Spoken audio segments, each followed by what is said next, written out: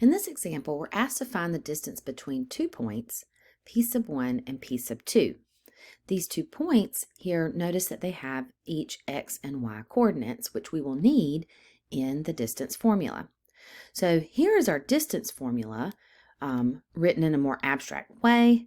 Notice that I've already color-coded some of the parts here and how they relate to the coordinates, the parts x and y in the points that were given.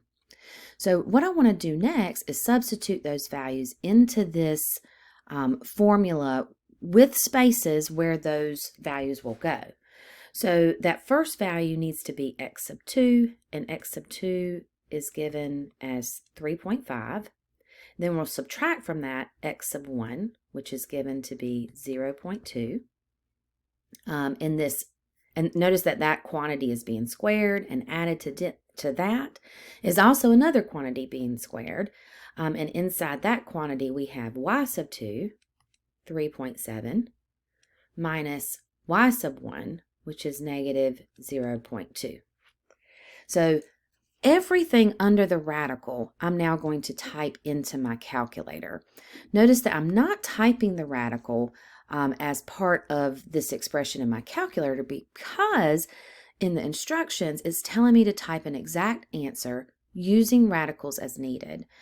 Whenever you see this usually blue-ish text here underneath the answer box, you want to make sure that you're reading that full, those full conditions here, because that's what my math lab is expecting you to do as far as how you type in your answer. You know, are you going to round to a certain place?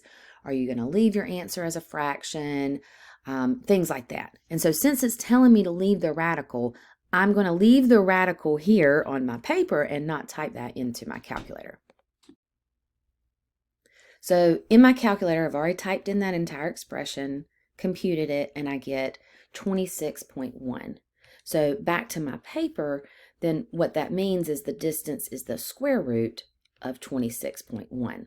And you do want to type it in just like that in order for my math lab to accept it.